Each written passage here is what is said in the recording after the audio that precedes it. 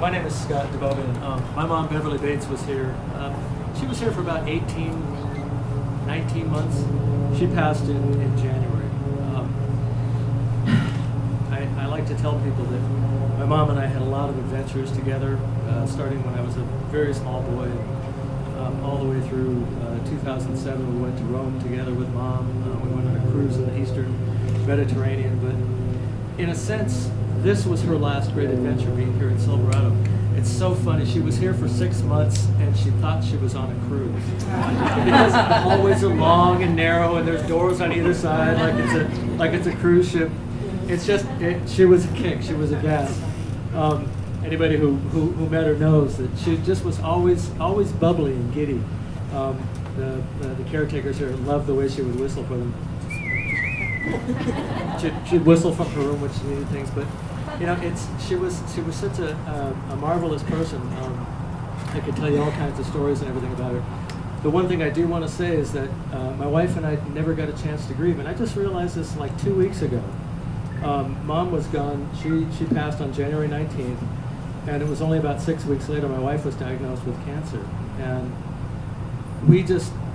our life shifted directions completely, and we were in a whirlwind being whipped through the VA medical healthcare system, and it was a great experience for us for whatever reason. But you know, we forgot about Mom, and I've been thinking about it and realizing that, well, she was there with us through the whole thing. You know, she really was. Mom was a believer. We're Christians. We go to Hope Chapel up here. And Mom was very well versed on the gospel, and we know that she's dancing with Jesus now, which is wonderful. We never worried about her passing whatsoever. It was a marvelous thing. We had a celebration over at Hope Chapel, and there were 120 people there, and we laughed and told stories, and we cried too. I mean, it's very hard to have the person who's been the most profound influence on your life, to lose them. But it's not been nearly as hard as I thought it would be. Grief is a different process for all of us. I know I've been through this more than once myself. My father passed in 2000. I had the privilege of doing his memorial service, which was a gas too. And in a sense, I was there at my mom's memorial service. Had one of my really good friends do the service for us. But this is a closure too here today, because this was her last place and her last adventure, like I say. And if anything, Silverado helped to make it all smooth.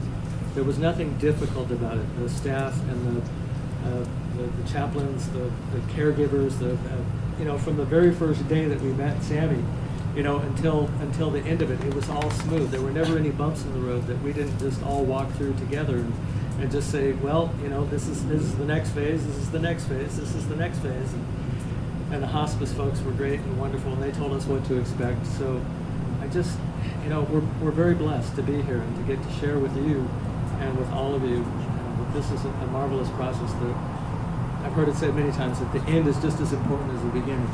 And it really is. To finish well for all of us, I think, is something that we want to look forward to, not to dread or to fear or to be worried about, have all these great concerns. And Silverado just helped all that be so smooth for us. It was really just marvelous. So I'll say thank you. Thank you to all who are representing Silverado here today. And God bless you.